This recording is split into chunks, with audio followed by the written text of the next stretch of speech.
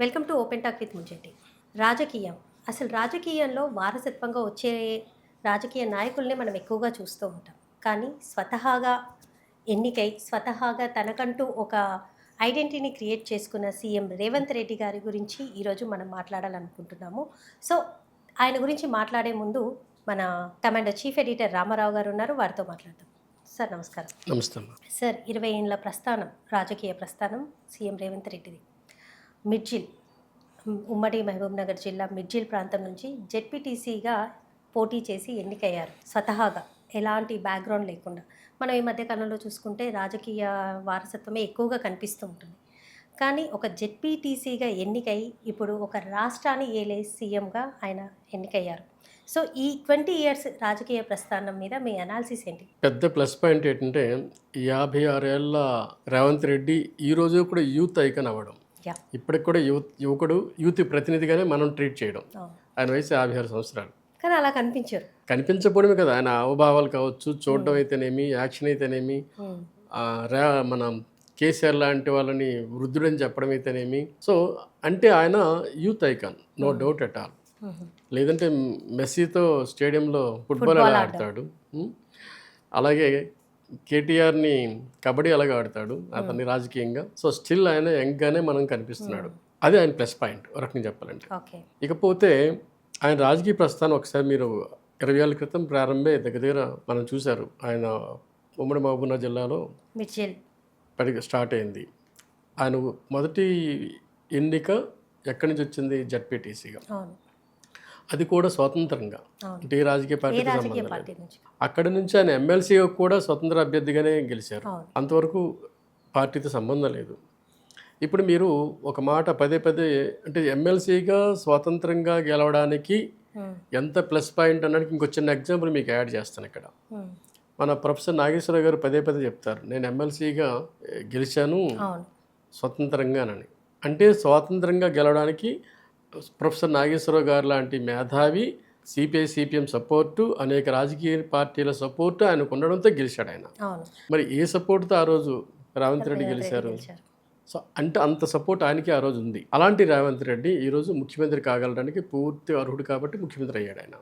కానీ ఆయన ప్రస్థానం మామూలుగా ఏం లేదు. అటు తెలంగాణలో తెలంగాణ వాదనలో కేసీఆర్ మామూలుగా లేరు. ఆయన విజృంభిస్తున్నారు. ఆయన అంటే ఓ రకంగా కేసీఆర్ దెబ్బకి తెలంగాణలో తెలుగుదేశం పార్టీ భూస్థాపితం అయిపోయింది. చంద్రబాబు నాయుడు ముఖ్యమంత్రి హోదాలో హైదరాబాద్లో ఉన్న చంద్రబాబు నాయుడు గారు ఓ రకంగా చెప్పాలంటే హైదరాబాద్ను వదిలేసి అమరావతికి వెళ్లాల్సి వచ్చింది.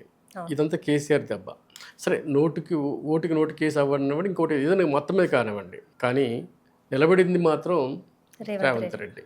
మామూలు కూడా కదండి. కేసీఆర్ని తట్టుకొని నిలబడగలడం అంటే సామాన్య విషయం కాదు. ఇప్పుడు ఆయన్ని కేసీఆర్ని ఫామ్ హౌస్ పరిమితం చేశారు, అది వేరే విషయం. అది రేవంత్ రెడ్డి గారికి ఉన్న గొప్ప గుణం, ఆయనకున్న సమర్థత. ఇంకొక సమర్థత ఏంటంటే కాంగ్రెస్ పార్టీ అంటేనే సీనియర్లు ఉన్న పార్టీ. కాంగ్రెస్ పార్టీ ఎలాంటిదంటే మీకు ప్రమోషన్ వైజ్గా పదవులు వస్తాయి. హఠాత్తుగా మధ్యలో వచ్చి ఎవరు పదవులు కొట్టుకుపోరు. ఒక సీనియర్ని మనం ముఖ్యమంత్రిగా ఎన్నుకోవాలి, లేదంటే అలా ఒక సీనియర్ కనుక ముఖ్యమంత్రిగా ఎన్నుకోకపోతే అసమ్మతి విజృంభిస్తుంది, మామూలు కూడా కాదు. ఇంకా ఆయన పదవిలో ఉండనివ్వరు అనమాట. అది గత చరిత్ర మనం చూసి తెలిసిపోతుంది. చెన్నారెడ్డి నుంచి నిన్న మొన్నటి విజయభాస్కర్ రెడ్డి వరకు ఉమ్మడి ఆంధ్రప్రదేశ్లో మనం చూసాం. అంటే ఒక ముఖ్యమంత్రి ఒకరు ఉంటే, అధిష్టానం ఒకరు నియమిస్తే అతన్ని సరిగ్గా పనిచేయకుండా చేసే మీకు అసమ్మతి వరకు అంతే బలంగా తయారవుతుంది కాంగ్రెస్లో. కానీ రేవంత్ రెడ్డికి అసమ్మతి లేకుండా ఉండడానికి వెనక ఉన్న పెద్ద దీక్ష ఏంటంటే కేసీఆర్ సహకరించారు ఆయనకి. ఎలా? ఆయన కాంగ్రెస్ని పూర్తిగా తొదముట్టించాడు, ఆయన భూస్థాపితం చేశాడు. ఆయన కాంగ్రెస్ని స్వరం లేకుండా చేశాడు ఆయన. 10 ఏళ్ళ తర్వాత ప్రతి కాంగ్రెస్ వాది కేసీఆర్ ఇంకొక 5 ఏళ్ళు ఉంటే అసలు మనకు పుట్టగతులు ఉండవు అన్న స్టేజ్కి వెళ్ళిపోయారు. మన పార్టీ అధికారులు ఉంటే చాలు, నేను లేకపోయినా పర్వాలా, నా పార్టీ అధికారులు ఉంటే చాలు, నాకు తెలిసిన వాళ్ళు ముఖ్యమంత్రి ఉంటే చాలు, నేను ముఖ్యమంత్రి ఉండాల్సిన పనిలా అన్న స్థాయికి ప్రతి కాంగ్రెస్ లీడర్ వచ్చే స్టేజ్కి తీసుకొచ్చారు కేసీఆర్ గారు. అంత భయపెట్టాడు ఆయన 10 ఏళ్ళ తన పాలనలో. సో అలాంటప్పుడు అతన్ని దాటి అతన్ని జయించి ముఖ్యమంత్రిగా రేవంత్ రెడ్డి వచ్చినప్పుడు ఏ అసమ్మతి ఇతన్ని అడ్డం పడుతుంది? సో ఆయన ఏకఛత్రాధిపత్యం వహించడానికి కారణం ఆయన యుద్ధనీతి, రేవంత్ రెడ్డి యుద్ధనీతి. సార్ ఇప్పుడు సీఎం రేవంత్ రెడ్డి గారు కూడా ఇప్పుడు గెలిచినప్పుడు కాంగ్రెస్ పార్టీ తెలంగాణలో గెలిచినప్పుడు అందులో కూడా లోప్స్ ఉన్నాయి కదా. అంటే చాలా వరకు సీఎం రేవంత్ రెడ్డిని అంటే రేవంత్ రెడ్డిని సీఎం చేయకూడదు అది ఇదన్న వాదనలు కూడా మనం విన్నాం. లేదండి, అది కూని రాగాలే తప్ప భయంకర గర్జనలు లేవండి. ఏం లేవు. కూని రాగాలి అవన్నీ ఎవరు గర్జనించిన ఎవరు లేదు. మీకు అప్పట్లో పిసిసి ప్రెసిడెంట్ ఉన్న ఉత్తమ్ కుమార్ రెడ్డి మాత్రం కొంచెం అలా అనిపించేది, ఆయనకి ఆశించేవాళ్ళు. అంత మాత్రం అయితే ఇంకెవరికి లేదండి, ఇంకెవరికి లేదు. ఇప్పుడు కూడా మీకు అటువంటిది నేనే ముఖ్యమంత్రి కావాలని ఎక్కడో అధిష్టానానికి వెళ్ళి జనరల్గా ఏంటంటే అధిష్టానం కూడా ఎంకరేజ్ చేస్తుంది. అట్లాంటి పాకులు మనకి ఎక్కడ కనబడలేదు. నేను ఒక్కరు చూపించండి, ఈయన కాకుండా నేను ముఖ్యమంత్రి. మీకు అర్థం కావాలంటే ఒకసారి బ్యాక్ వెళ్దాం. వెంగళరావు ముఖ్యమంత్రి అయ్యారు, లేదు కోట్ల విజయభాస్కర్ రెడ్డి ముఖ్యమంత్రి అయ్యారు, లేదు జనార్దన్ రెడ్డి గారు ముఖ్యమంత్రి అయ్యారు. ఇలా ముఖ్యమంత్రి అవుతున్నప్పుడు నన్నెందుకు ముఖ్యమంత్రిని చేయలేదని చెప్పి వైఎస్ రాజశేఖర రెడ్డి అసమ్మతివాదిగా అనేక సార్లు అనేక రకాల కుంపటలు రాజేయడమే కాకుండా అతను పని చేయకుండా చేయడమే కాకుండా అధిష్టానం వైపు అనేక సార్లు ఇతని మీద కంప్లైంట్ చేసే పరిస్థితి ఉంది. నెక్స్ట్ అనేక ఉద్యమాలు చేసే పరిస్థితి కార్యకర్తలతో అతనికి వ్యతిరేకంగా. సో అలాంటి పోకలు ఇక్కడ లేవు కదా ఇప్పుడు. అంటే కాంగ్రెస్ కల్చర్ అది యాక్చువల్గా ఏం చెప్పాలంటే అన్ని రాష్ట్రాల్లో మనకు కనిపిస్తుంది. కానీ మన ఆంధ్రప్రదేశ్లో మన తెలంగాణలో రేవంత్ రెడ్డి హయాంలో ఆ కల్చర్ లేకుండా పోయింది. మీకు అప్పుడప్పుడు మీకు గాంధీ భవన్లో కొట్టుకోవడాలు తిట్టుకోవడాలు కనిపిస్తుంటాయి ఇప్పుడు కూడా కొన్నిసార్లు. ఈయన వర్గం కాదు అది, ఈయన వర్గము కాదు, ఈయన వ్యతిరేక వర్గం కూడా కాదు, ఇంకో వేరు వాళ్ళు అంతే తప్ప. సో అలా కాంగ్రెస్లో పూర్తిగా బలపడ్డారు రేవంత్ రెడ్డి గారు. అది ఆయనకి ఎలా కలిసి వచ్చింది? గతంలో తాను తెలుగుదేశం పార్టీలో ఉండగా మీరు చూడండి, తెలుగుదేశం పార్టీలో ఉండగా ఆ పార్టీకి రాష్ట్ర అధ్యక్షుడిగా ఉన్నాడు ఆయన. ఒక పార్టీకి రాష్ట్ర అధ్యక్షుడిగా ఉన్న ఆ పార్టీ భూస్థాపితం అయిపోతే భూస్థాపితం అయితే అక్కడి నుంచి లేచిన వృక్షం మామూలు విషయం కాదండి. దట్టు కాంగ్రెస్ పార్టీలోకి చేరి.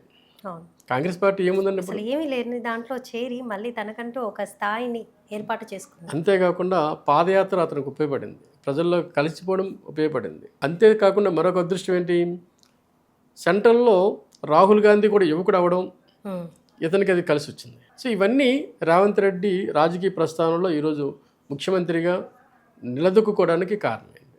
ఓకే.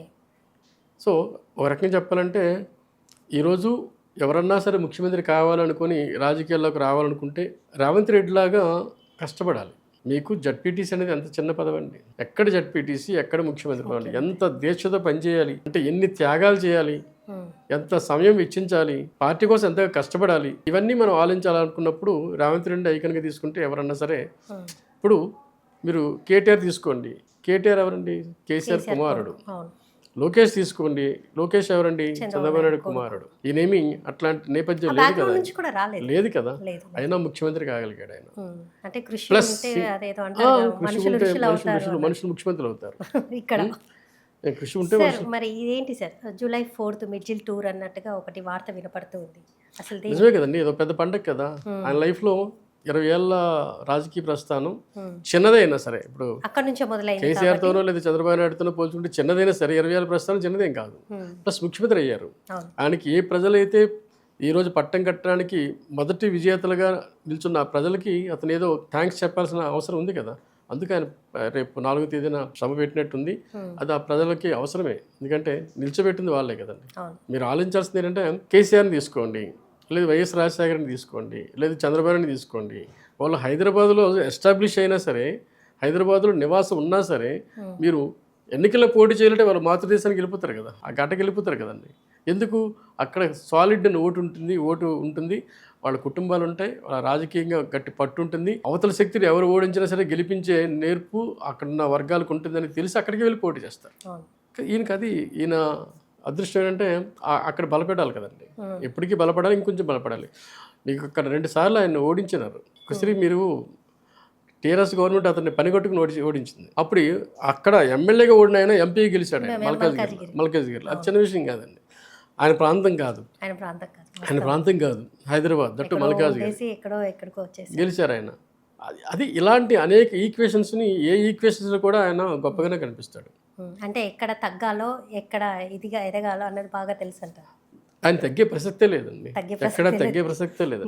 ఇప్పుడు మీరు ఓటుకి నోటు కేసులో అరెస్ట్ అయిన తర్వాత అరెస్ట్ అయిన తర్వాత రాజకీయంగా దెబ్బతిన్నది చంద్రబాబు నాయుడు గారు. దొరికింది ఈయన అయితే చంద్రబాబు నాయుడు దెబ్బతింటారు. దొరికి నేను ఎలా ఎదిగారండి పైకి? అది ఆయన నేర్పు, ఆయనకున్న శక్తి. మీరు అతన్ని అరెస్ట్ చేస్తే జైలు నుంచి బయటకు వచ్చినప్పుడు ఆయన ఏమన్నాడండి? తొడగొట్టి మేసం తిప్పాడు ఆయన రేవంత్ రెడ్డి. అదే తర్వాత ప్రూవ్ చేసుకున్నాడు ఆయన. ఇంకా అతన్ని ఎంతగా బీఆర్ఎస్ గవర్నమెంట్ హింసించిందంటే తన కుమార్తె పెళ్లి చూపులకు కూడా ఆయన పెళ్లి చూపులకు కూడా కొన్ని గంట కూడా రాకుండా చేశాడు ఆయన. ఇదంతా భరించాడు ఆయన. తనలో కసి అంటే ఏంటి? సో రాజకీయంగా నేను ఎదగాలి, రాజకీయంగా నేను ఉన్నత స్థాయికి ఎదగాలి, రాజకీయంగా వాళ్ళకి దెబ్బతీయాలి అన్నది ఆయన మైండ్లో చాలా గట్టిగా పెట్టుకొని ఒక పాదయాత్రని స్టార్ట్ చేస్తూ రాజీవ్ గాంధీ ఆశీస్సులతో ఆయన నమ్మకాన్ని, ఆయన మీద స్నేహాన్ని పెంచుకొని ఆయన అభిమానం పొంది ఆయన చెప్పినట్టు చేసి ఈరోజు ముఖ్యమంత్రిగా ఆయన ఆల్మోస్ట్ 2 ఏళ్ళు సక్సెస్ఫుల్ సీఎంగానే మనం అనుకోవాలి. సో మరి నెక్స్ట్ వచ్చే ఎలక్షన్స్లో కూడా సీఎం యనమల రేవంత్ రెడ్డి గారే ముందుంటారంటారా? ఆయనే గెలుస్తారంటారా? కాంగ్రెస్లో మరొకరు మనకు కనబట్టలేదండి. ఇప్పుడు ఎవరున్నారు చెప్పండి కాంగ్రెస్లో? గెలుస్తారా లేదన్నది ప్రతిపక్షాలు ఉన్న శక్తి సామర్థ్యం బట్టి ఆధారపడి. ఇప్పుడు నేను బీజేపీ వాళ్ళు ఏం చేశారు? మేము స్వతంత్రంగానే పోటీ చేస్తామని మాట్లాడారు. బీజేపీలో సభ పెట్టారు. మీకు నేషనల్ అధ్యక్షుడు వచ్చారు ఇక్కడికి, మన తెలంగాణకి ఒక సభ పెట్టారు.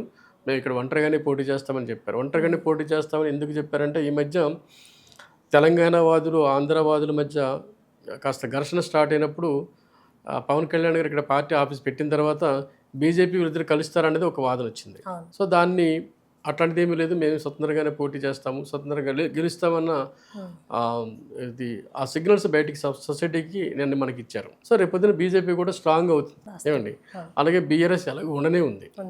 సో రేపొద్దున శక్తులు ఎలా ఉంటాయనేది కాదు, కానీ ఈరోజు ఈయన ముఖ్యమంత్రిగా ఆయన సక్సెస్ బేస్ అయ్యే రేపు మళ్ళీ రావడమా రాకపోవడం అనేది ఉంటుంది.